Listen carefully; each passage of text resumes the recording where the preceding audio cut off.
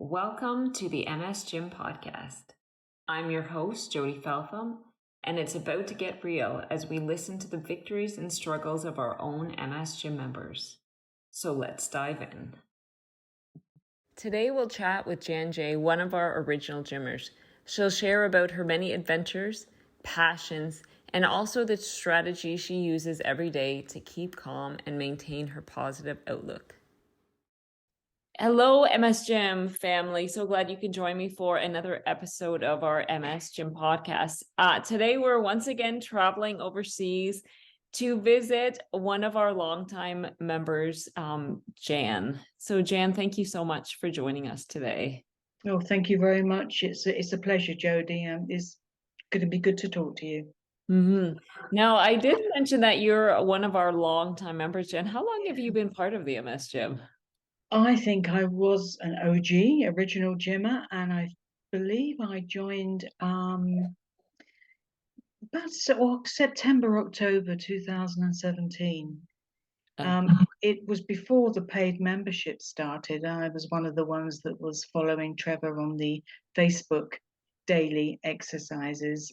And then when he announced that he was going to start up the MS Gym, that was it. I was in from day one. So yeah, a long time, a long time now.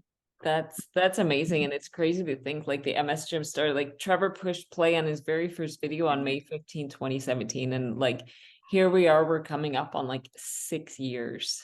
It's incredible. It really is incredible. It really is.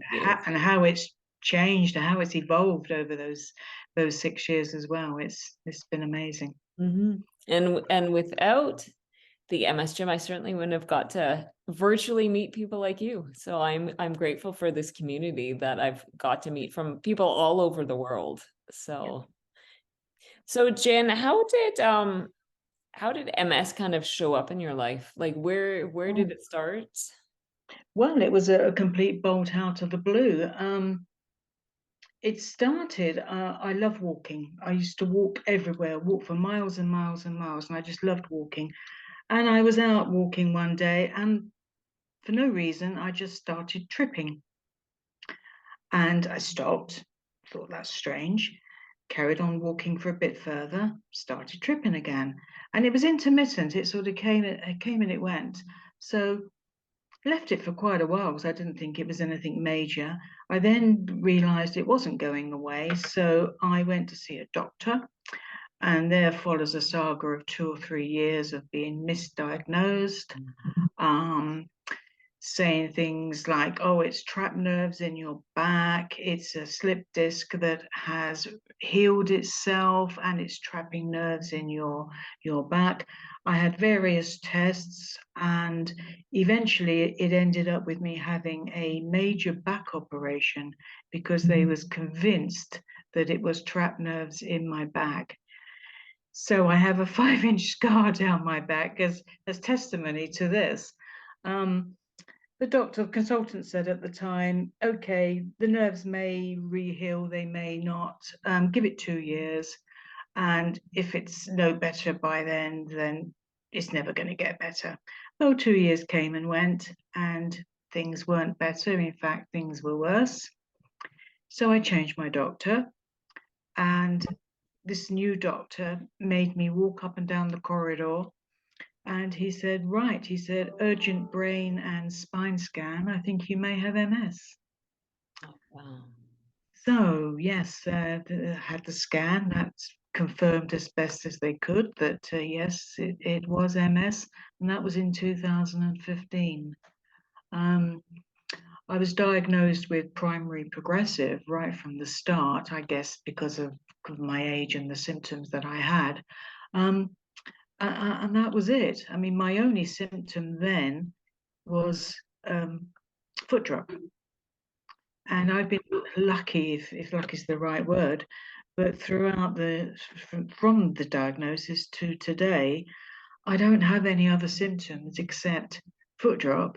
And because of that, my walking has got way worse than it was.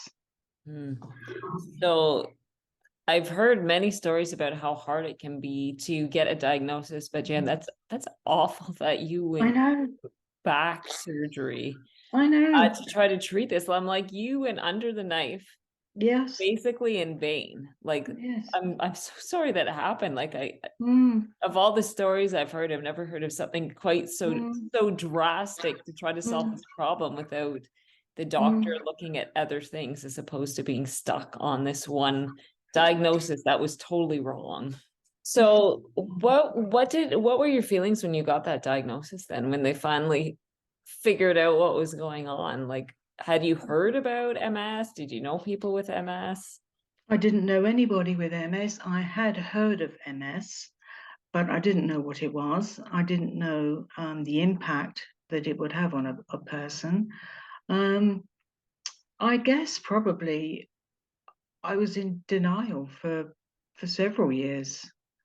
Um, yes, I knew I had it, but I wasn't going to give it any sort of position in my life. It was just something that I was going to have to work my way around. All right. Now, Jan, you and I have talked, and travel has been a big Mm. part of your life. Now, does travel look different now than maybe Mm. what it did before Oh, diagnosis? oh, sure it does. Yeah, which is a shame. Yes, as you know, traveling is and was and still is a big part of my life. But whereas before I didn't mind where in the world I went, it was literally just get a pin and put it in the map, and that's where I ended up. I would do that. Now I can't. There's lots of things to consider now. It's the heat. What's the heat going to be like at certain times a year? What are the facilities like where I'm going to stay? So there's all sorts of other issues that I would never have had to have thought about before. I mean, I was one of these people that I would just like throw a few things in a rucksack and go to the airport and just go. I was like that. But now it's quite a planning process now. So what would you say has been your biggest travel trip since your diagnosis? I know COVID's put a lot of Yeah. things over the last 3 years, but Well, actually, I have still been to some pretty good places. Since my diagnosis, I've been to America several times. I have been to Canada, your home ground. okay. I have friends in Ottawa and Fredericton, Okay. so I've been there. I have been to Malaysia and Thailand. Of course, this was all between diagnosis and COVID. Hmm. COVID literally, as you were, put a stop to everybody going anywhere. But we're hoping to restart again this year. We're hoping to go back to Thailand towards the end of the year. Having done my research, and we're going back to the hotel we've been to before, so I know what that's like. And I'm trying to pick a time of year that's going to be cooler, or Hmm. easier for me to get around in. For sure, for sure. So Jen, I don't know anything about what kind of career path did you do, and are you still working or? No, um, from most of my career has been in financial services. I worked for lending companies, mortgage lending companies, life insurance companies, that sort of thing. The latter part of my career with them was I was a trainer, and I used to go out and train financial consultants in our branches that we had sort of dotted around the country. I did that for a number of years, but that's very tiring. I was doing sort of 800, 1,000 miles a week, Oh, wow. driving from home to um, various branches, and it just wore me out after a while. So that's when I decided to give up that type of work. And then I thought, well, what am I going to do now?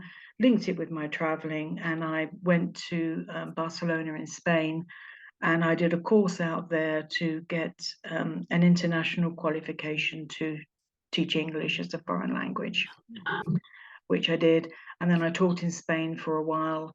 And then I went to India, as you know, I went to India and I taught out there for the best part of a year.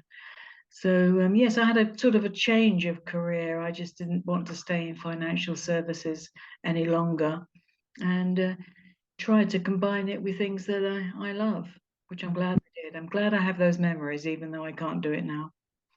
It sounds like you have an adventurous heart and an adventurous Mm. spirit that not many people would do that, would just pack up and Mm. start a new career choice and travel overseas and live there. So I think that's Mm. incredible. And I hope that you still will find a lot of joy in your travel. I know it's gonna look different for you, but I hope, your upcoming trip to Thailand and Mm. areas, I hope that you will find some beautiful experiences and memories in them as well. It is a beautiful part of the world, and Mm. I love the Far East. It's I feel comfortable there. So yes, as you said, traveling is still on the agenda, but it is very different. Okay. Where would you go if you could go anywhere in the world with no limitations? Where's your dream place to go? I don't, oh gosh, that's a hard one. There's so many. I haven't been to Japan. I would love to go to Japan. Um, I've been to Australia, but I haven't seen enough of it, so I would like to do some more of Australia and New Zealand. I mean, really, I just love traveling, so I No. don't really mind where I go. You talked about your biggest MS symptom is foot Mm, drop, mm, and that you've steered clear of some of the other symptoms. mm. Would you say that's like your biggest challenge with MS, or are there other factors, maybe mentally, like cognitively, or just emotionally, things like that? Have you been impacted in other ways? Sure, I think it's inevitable that you do get impacted by all sorts of things, especially as the symptoms that you've got do impact on your life in such a huge way. Yeah, I do. Foot drop is my main one, but over the years, as I do have progressive MS, it has taken a toll on my walking. Mm. So I do have the typical walking issues now. I walk with trekking poles. I do have a rollator, wheelie walker, that I use when I go out anywhere where I think I might have to walk for a little way. Mm. And I take that, so I've got the option to sit down if needs be. Um, I don't have too many down days. I try and talk myself out of them, and I'm quite good. If I feel dark thoughts coming through my mind, I just blanket say no, I'm not going there. That's not what I'm doing today, and I'll just do something positive. Mm. I've learned to be quite good at that. I guess in some respects that's down to my still being in denial a little bit Mm. that I have this disease. I know I have this disease and it has impacted me, but I'm not going to let it be all there is. That's great. And one of my other questions was about advice for newly diagnosed people, but it sounds like you gave a lot in there about maybe Yeah. distracting or thinking Mm, about other things, like trying mm, to keep a mm, positive mind frame. mm, Because I think we mm. all know there's times where we let that dark thought linger a bit too long, and it can really take us down. So I think what Yeah. you said about trying to captivate those thoughts early on in the process Mhm. before they go down that rabbit hole per se. Exactly. And also, apart from the distraction, definitely research as well. Um, for someone like me, I didn't know the ins and outs of what MS was. Um, it helped me by reading up about it. I don't mean sort of various websites where it's full of people who are all sort of doom and gloom, and it's sort of quite miserable. I'm talking about factual websites that you can read them, and by sort of educating yourself on what it's all about, you can get to grips with it a bit more and think, well, okay, I can see what could happen now, and I'm going to deal with it. I'm going to find ways to cope with this. And that's why I think the education that we get from the MS Gym is amazing. Mm. because not only are we shown the exercises, but we are shown what parts of the body it's working and why we're doing it, which is it's incredible. That sounds, I appreciate what you say about using information to empower you and not to drag you down. Like you said, there's so Yes, many groups and stuff like where everyone just goes and commiserates I know. and complains and just kind of vents. And obviously we do need communities to share our struggles in, but it's dangerous when that's all the community is. So Exactly. And that's why the MOC is so important, because the community there on the whole is incredibly positive. yeah, yeah. And the MOC is the members only corner. It's part of Yes. it's one of the best perks of paid membership in the MS gym is this community, international community that's, where we meet all of, our international MS gym members and stuff. And it's amazing because it is international that there's always someone there. If you go on at 2 a.m, that's, it's the middle of the day for someone else. There's always someone there to be with you and in either celebrate with you or to kind of Yes. sit with you virtually if you're going through something rough. So Yes. Yeah. Yeah. It's an incredible place to be, and the friends that you make on there as well is wonderful. Really hmm. good.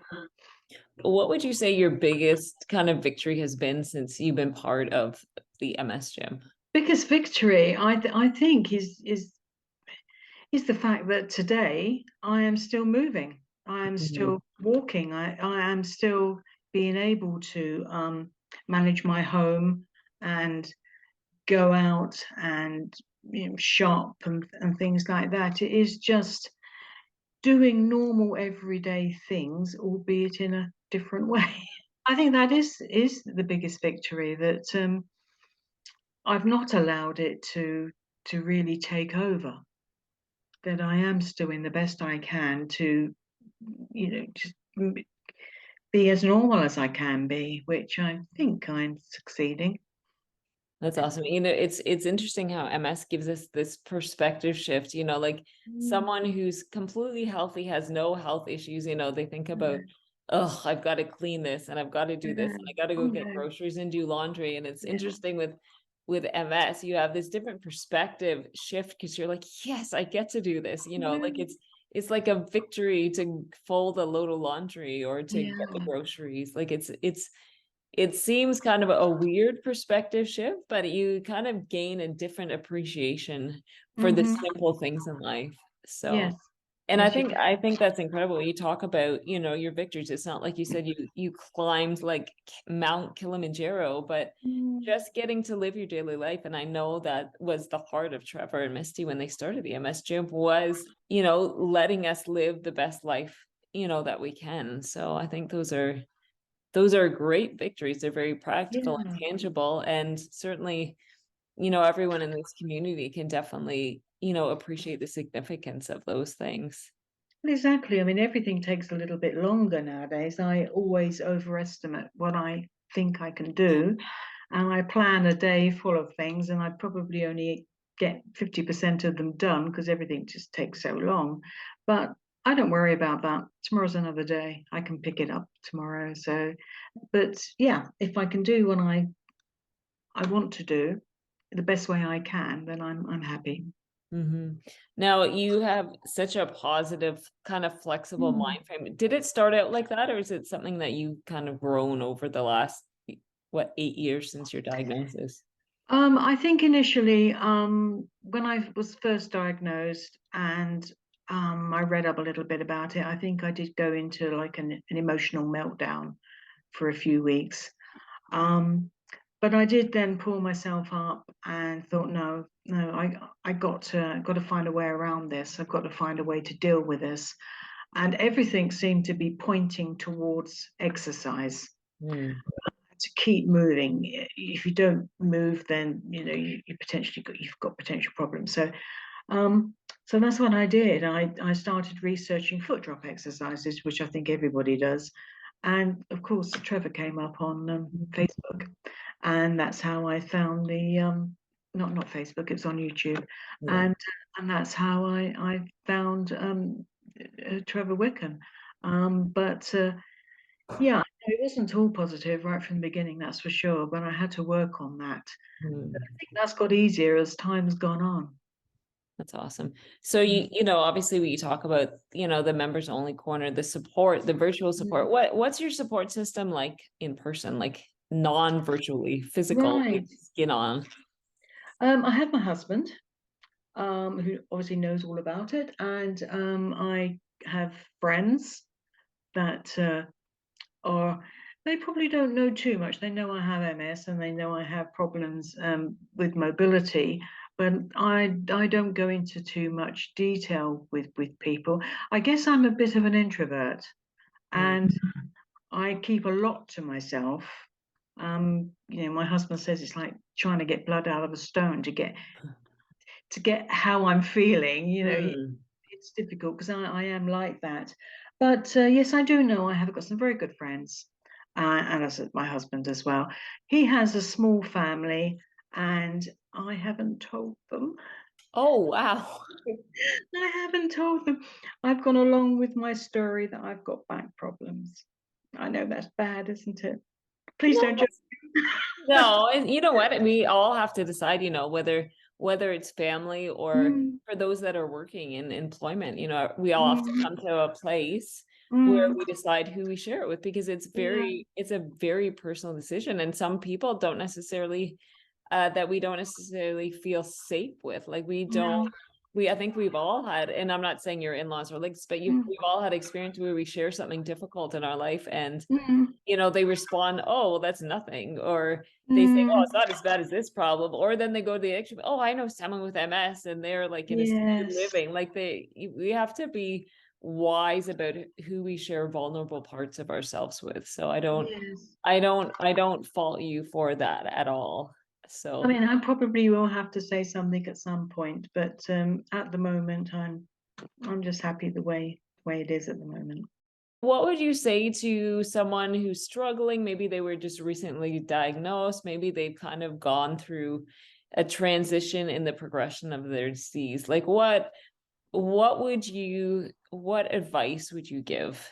Definitely research, because I do think that education and knowledge is half the battle of dealing with this disease.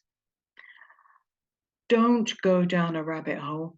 Don't follow the doom and the gloom. Um, Try and be as positive as you can. I don't know, look at meditation, I do other things like chair yoga and Tai Chi as well. Just doing that for half an hour or 20 minutes or something like that, it just sort of smooths everything out. So try and keep yourself as calm as you possibly can and deal with it. Try and, as I said, don't go down rabbit holes. That's good advice. And we all know, I'm sure in your research, like we all know that stress makes Mm, MS so much worse. And we know that like can be external stress, from like the weather, or it can be internal stress, right? Anything that can impact us can physically make our symptoms worse and things like that. So mm, finding ways to calm yourself, to relax yourself is definitely a strategy. So Jen, definitely. would you share anything else? Is there anything else that you want to share, maybe from your research or from your experiences that you'd share with the MS gym world or anyone else listening to the podcast? I just think it's so important to keep moving, to keep your body moving, even if it is just stretching, releasing your muscles and stretching, or just doing a few sit to stands or something like that. So it's just things like that. Just keep moving, keep positive, um, do your research, and it's just your life is going to change, but go with that change, evolve with it, and just make each day count. Wonderful advice. So you've talked about the places that you want to travel. What other goals or aspirations might you have? Oh, driving. Yes. Okay. I haven't driven for a little while, and my car is sitting out there looking at me very accusingly. So that's my goal this year. Well, that's a great goal. And again, it goes back to that, like bettering your life and having victories through, activities of daily life. So I think that's a fantastic and a very tangible goal to work towards. So Jan, thank you so much It's been for a pleasure. talking with me. I'm glad I know it's such a short time, but just to get a little snippet of your life. I'm sure there's so much more to learn about you, but thank you for taking the time with me today to share with our MS Gym community. Thank you, Jody. It's been a pleasure. Do you want to give a voice to your own story or learn more about the MS Gym? You can check us out at themsgym.com.